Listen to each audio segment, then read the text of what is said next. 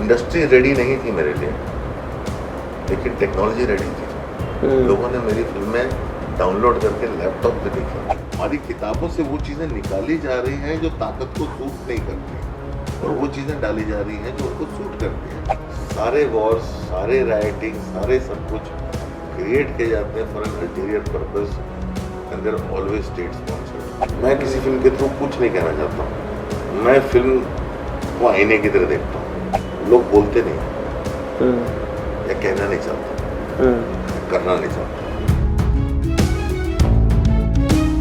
अनुराग कश्यप या नावाविषयी मी वेगळं सांगण्याची आवश्यकता नाही. खरं म्हणजे अतिशय महत्त्वाचा दिग्दर्शक, लेखक आणि सगळ्यात महत्त्वाचं म्हणजे विचारपूर्वक लिहिणारा, विचारपूर्वक सिनेमे करणारा असा दिग्दर्शक. सगळ्यात महत्त्वाचं म्हणजे आपल्याला माहीत आहे की द गार्डियनने जेव्हा 2019मध्ये 21व्या शतकातल्या 100 चित्रपटांची यादी जाहीर केली, त्यामध्ये गँग्स ऑफ वासेपूर या सिनेमाचा समावेश आहे. अनेकदा पॉलिटिकल इनकरेक्ट गोष्टी सांगणं हे फार अवघड असतं, पण अनुराग कश्यप मात्र आपल्या प्रत्येक सिनेमातून पॉलिटिकली इनकरेक्ट अशा प्रकारचं स्टेटमेंट करत असतात, आणि तेही कोणाच्या विरोधामध्ये करायचं म्हणून नाही, बेसिकली काही मूल्यांसाठी उभे असणारा असा दिग्दर्शक है. तो हम बात कर रहे थे बेसिकली वायलेंस के बारे में बोल रहे थे. मैं ये बोल रहा था कि बेसिकली वायलेंस जो है वो आपने कहा कि इनसिक्योरिटी से आता है, डर से आता है, बाकी सब चीज़ों से आता है. मुझे एक बात आपसे पूछनी है, जब हम बात करते हैं इससे, तो हेट्रेड और वायलेंस इसका संबंध क्या है, और ये हेट्रेड कहाँ से आता है, ये भी मुझे पूछना था. और आजकल जो जिनोफोबिक टेंडेंसीज जो हम देख रहे हैं, तो उसका और इसका क्या संबंध है? ये सब हेट्रेड भी वहीं से रिलेटेड है, इनसिक्योरिटी से, डर से. डर उन चीज़ों से आता है जो हम समझ नहीं सकते या समझ नहीं पाते, चाहे वो एक दूसरे के खाने, पहनना, वेशभूषा, इन सब चीज़ों से भी होता है, और वो सब हमारी कंडीशनिंग होती है. हमसे कोई भी जो है पैदा वेजिटेरियन नॉन वेजिटेरियन नहीं होता.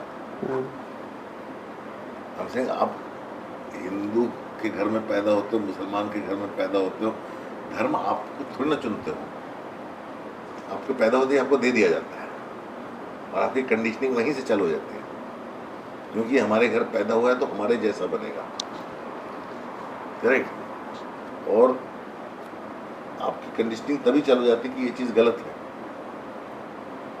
मैंने बहुत सारे लोग देखे हैं जो कभी कभी वेजिटेरियन से नॉन वेजिटेरियन बनते हैं, और जो नॉन वेजिटेरियन से वेजिटेरियन भी बने, और आजकल तो वीगन भी बने, करेक्ट. मतलब बहुत सारी चीज़ें होती हैं, लेकिन कंडीशनिंग तो हमारे अंदर कूट कूट के डाली जाती है, और फिर डर, उससे डर हमारा जो है, डर ही हर चीज़ का जड़ होता है, तो हम समझ नहीं पाते ना. हम लोग छोटे होते हैं तो हम लोग इलाके में जाने से डरते हैं, हम लोग अंधेरे से डरते हैं. तो जो डर होता है ना, जब आप डर में, जब आदमी डरता है तो वो एक रिएक्शन होता है, उसमें आप अटैक करते हो.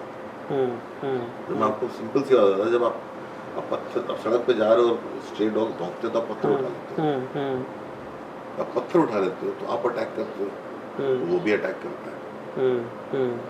वो जानवर भी डर के अटैक करता है. जब हम लोग अपने मंदिरों में जाते हैं ना, वहाँ पे बहुत साफ साफ लिखा होता है कि बंदरों को खाना मत खिलाएं, क्योंकि वो फिर उनकी आदत हो जाती है, फिर नहीं मिलता तो वो अटैक करते हैं, वो खाने के लिए अटैक करते हैं.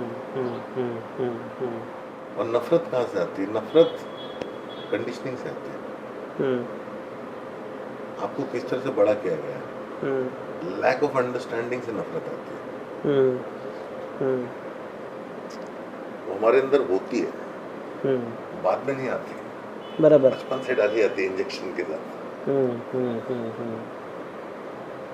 ये ऐसे होते हैं, ये कम्युनिटी ऐसी होती है, वो कम्युनिटी ऐसी होती है, तुम ऊपर हो, ये तुमसे नीचे हैं, अच्छा, इनके साथ ऐसे रखना चाहिए. लेकिन मुझे एक बात का पता नहीं चलता कि बेसिकली ऐसा कहा जाता है कि जैसे कि मॉडर्निटी बढ़ेगी, जैसे कि लिटरेसी बढ़ेगी, जैसे कि एजुकेशन बढ़ेगा, वैसे लोग ज़्यादा समंजस हो जाएंगे और हेट्रेड कम हो जाएगा, लेकिन उल्टा ही हो रहा है.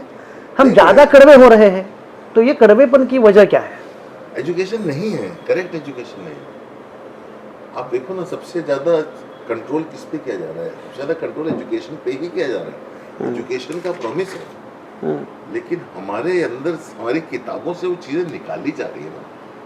हमारी किताबों से वो चीज़ें निकाली जा रही हैं जो ताकत को सूट नहीं करती, और वो चीज़ें डाली जा रही हैं जो उनको सूट करती हैं। प्रॉपर साइंटिफिक एजुकेशन कहाँ है? अब बात हो रही है एजुकेशन की, और उसमें हेट्रेड वगैरह जो है उसके बारे में भी हम बोल रहे हैं। तो हेट्रेड जो है वो रिलीजन्स, कास्ट, इसमें भी है। और जहाँ तक जेंडर का सवाल है, उसमें भी एजुकेशन में कुछ गफलत है कि जो जेंडर के बारे में कुछ अलग ही संस्कार करता है या बताता है।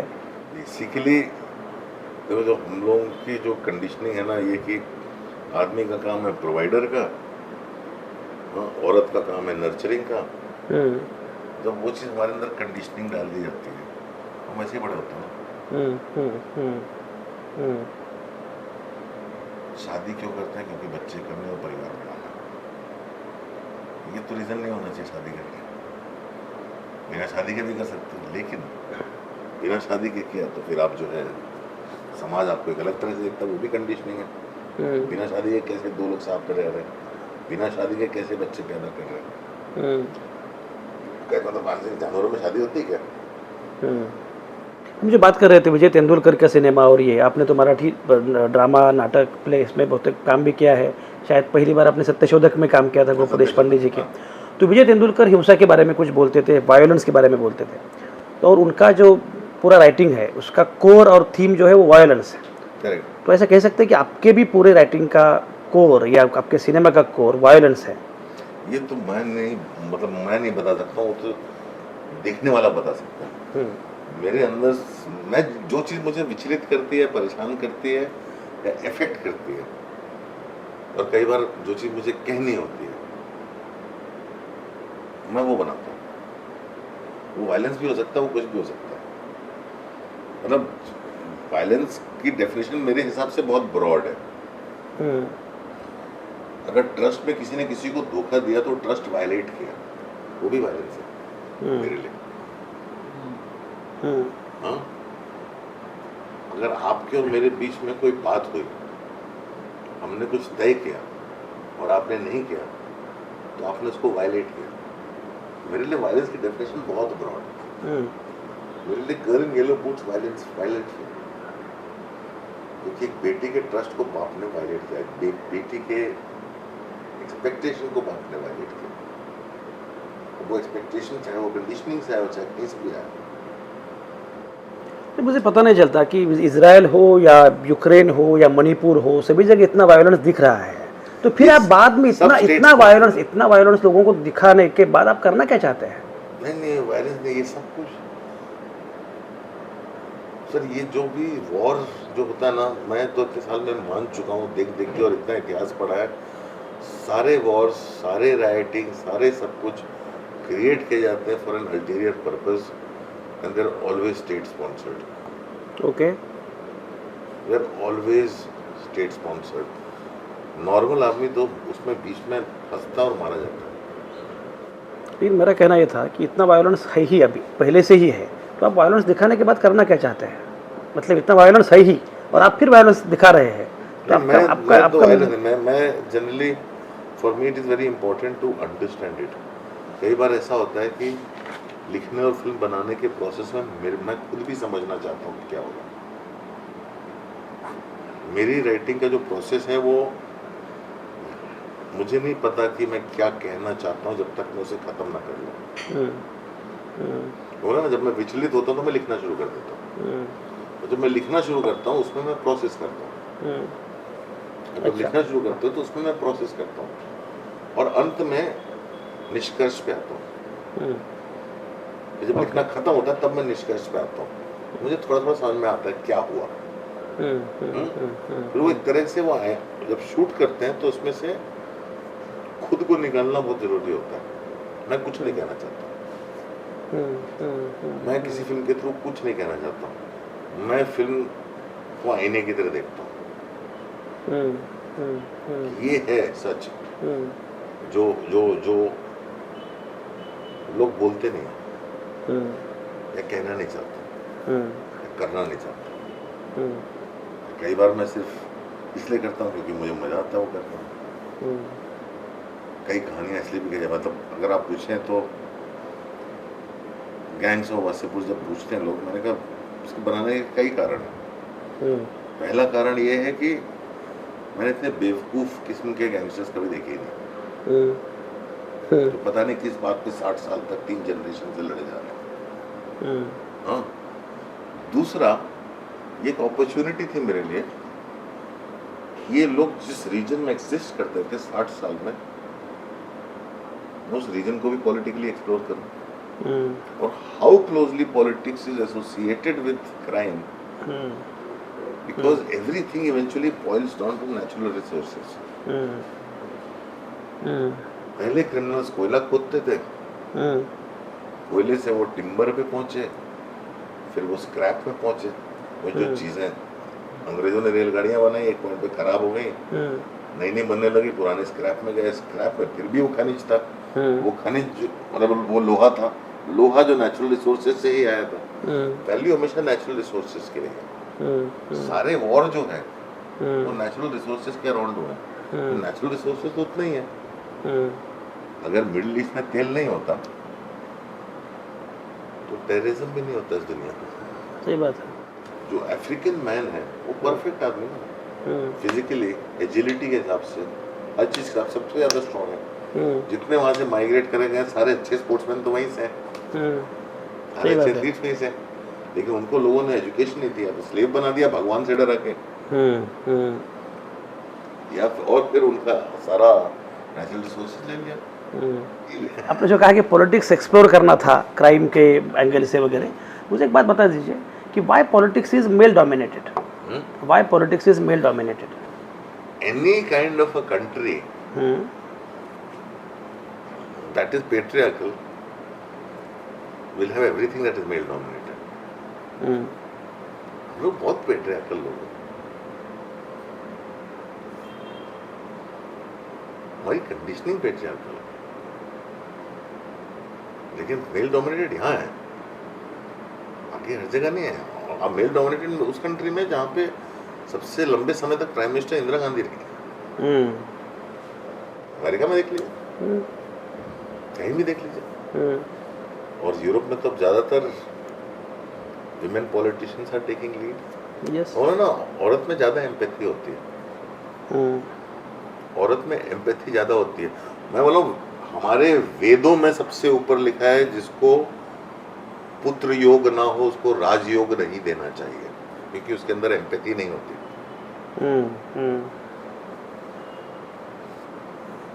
आप हमारे देश में वेदों की बात करते हैं ना, तो मैंने कहा जिसको पुत्र योग ना उसको राजयोग नहीं देना चाहिए। सबसे बड़ी क्वालिटी एक लीडर की एम्पैथी होनी चाहिए, हमारे यहाँ ही नहीं। अब जो थियरीज बता रहे हैं उसमें आप सिगमंड फ्राइड की थियरी पे कितना बिलीव करते हैं? मैं इतना नहीं, मैं नहीं पढ़ता हूँ। मैं पहले बहुत ट्राई किया था पढ़ने का, मैं सिगमंड फ्राइड और नीशे सब पढ़ा, सब छोड़ दिया। आज की जो थियरी है वो आपकी खुद की है? नहीं कुछ थ्योरी नहीं, आपको लगता है एक पॉइंट पे मैंने लाइफ में डिस्कवर किया, मैं रेमंड चैंडलर, डेविड गुडिस, मैं लुक्स हाम्फ्रे का लो लाइफ, मैं ये सब राइटर्स पढ़ने लग गया जो पल्प लिखते थे, जो क्राइम नॉवल लिखते थे। और क्यों लिखते थे वो लोग? ने लिखना भी कई लोगों ने इसलिए शुरू किया क्योंकि एक झटके में बैठ के लिख देते थे, तो उनको जो पैसे मिलते थे वो जाके शराब पीते। वो जो हो ना 2 रुपये वाली नॉवेल जो लिखते हैं ना, वो पढ़ना शुरू किया। और वो जहाँ से आती थी वो आदमी के ओरिजिनल एक्सपीरियंस से आती थी। तो एक होती है बहुत हाई एलिट फिलोसफी जो बहुत ज़्यादा नॉलेज और एजुकेशन से आती है और थ्योरीज बनती है ना, मैं उसको भी इतना नहीं पढ़ता हूँ।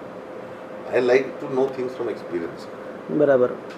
सो फॉर मी ये सारी, मैं वो उपन्यास पढ़ता हूँ जो किसी के पर्सनल एक्सपीरियंस से आई है, और उसमें जो फिलोसफी है वो प्रैक्टिसेबल फिलोसफी है।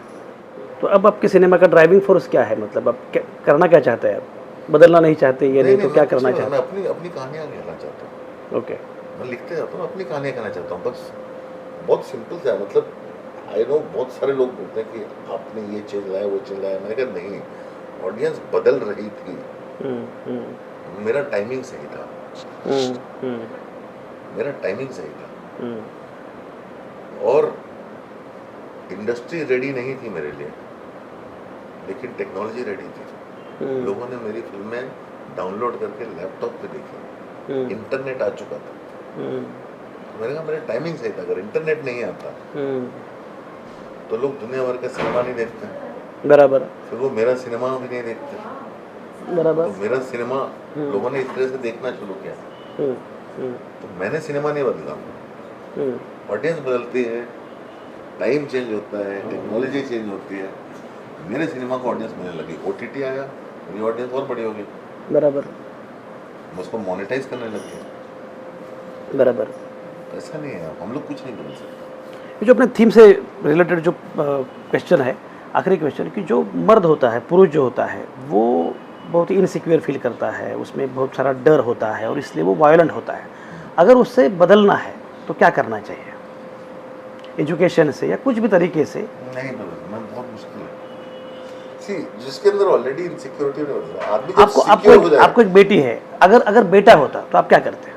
मैं वैसे ही बड़ा करता जैसे बेटी को, बेटी के साथ मैं हर चीज डिस्कस करता। मेरी बेटी मेंटल हेल्थ के ऊपर काफी बात करती है, उसके यूट्यूब पे वीडियोस है, फॉलोअर्स है, अच्छा, मेंटल हेल्थ पे बहुत बात करती है। ओके, और मेरी बेटी को भी वैसे ही पढ़ाता हूँ। ओके। ये सब हम लोग ने खुद एम्पैथी बहुत लेट सीखी है। मैं जब बड़ा हो रहा था तो मैं bully हुआ स्कूल में, मेरा कॉलेज में रिएक्शन क्या था, मैं वायलेंट हो गया था। कॉलेज में जाते ही मैंने जिम ज्वाइन किया, हॉकी स्टिक उठा ली, और मैं ऐसे अपने माइंड में मैं प्रोटेक्टर हो गया कि मैं किसी और को bully नहीं होने दूंगा। तो मैं तो उस स्टेज में पहुंच गया था। तो मैं इंडस्ट्री में आया, मुझे लगा बाहर वाले लोगों को कैसे काम नहीं करने देंगे, मैं वायलेंट हो गया, इतना ज़्यादा लड़ता था। मैं किसी के ऑफिस में आके कंप्यूटर तोड़ दिया, तो कुछ कर दिया।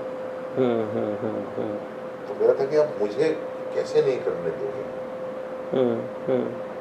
मैं तो अपनी बात कर रहा हूँ ना, मैंने खुद के अंदर वायलेंस की बात कर रहा हूँ, बराबर। लेकिन मेरा वायलेंस चीज़ों को उतरता था या किसी से डराने में या उसमें। लेकिन मैंने अपने आप को रीजनिंग में रखी थी खुद को, कि मैं किसी को बचा रहा हूँ, मैं किसी चीज़ के लिए लड़ रहा हूँ, मैं किसी हक की लड़ाई लड़ रहा हूँ।